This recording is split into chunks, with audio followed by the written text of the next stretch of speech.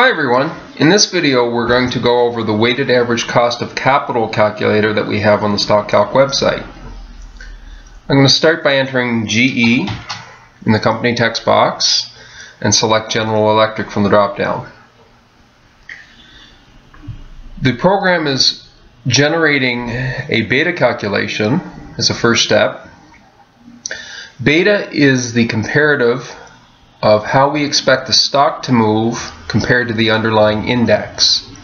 So for example, if the Dow went up 1, we would expect GE to go up 1.34. Conversely, if the Dow went down 1, we would expect GE to go down 1.34. We also show the correlation coefficient to show the degree of fit between the company and the underlying index. Beta is used in the cost of equity calculation.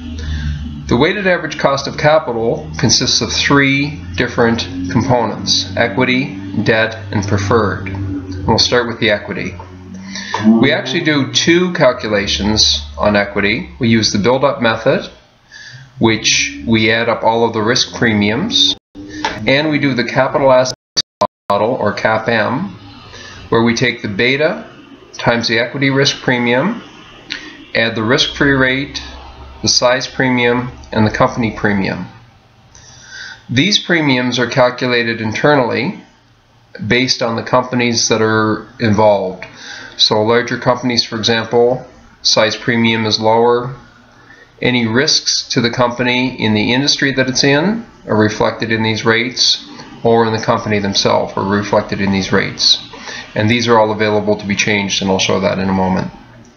So those 2 calculations occur. You can see that the build-up method, 10.5%, and the capital asset pricing model, 11.41%. So if we change the size premium to 1 and recalculate it, we would expect both of these to change by 1. The cost of debt is the cost of the interest over the total debt that the company has. The interest and the debt, we're getting these from the income statement and balance sheet respectively.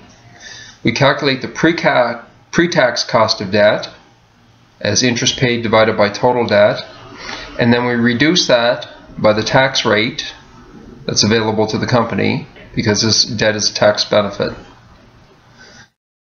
This results in an after-tax cost of debt, to which we have both the average and a weighted average cost over the 3-year period that we're showing. If the company has preferred stock, we take the dividends that were paid divided by the total preferred.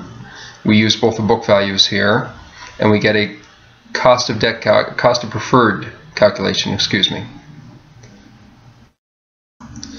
This is all summarized in the weighted average cost of capital tab, where we show the equity value of the company, which is the market cap at the present time, the debt or book value of the debt the company has, and the book value of any preferred that the company has. So these are both coming from the balance sheet. This is the market cap, which is the number of shares outstanding times the current stock price. You can see the capital structure is, in this case for General Electric, shows 46% equity and 54% debt. Here are the calculations we did from the tabs previously: cost of equity, cost of debt, cost of preferred. We multiply these through by the capital structure of the company to come up with the weighted average cost of capital for the company. So in this case we would have 6.84% for General Electric. If we wanted to change any of these numbers, for example, if we wanted the cost of debt after tax to be 4%, the WACC immediately. We did not force these to 100% equity, debt, and preferred to give you some flexibility in setting up the different potentials for the WACC calculation. So if you wanted to change the capital structure or change any of the costs, you could do those. Just be aware that the percentages need to add up to 100.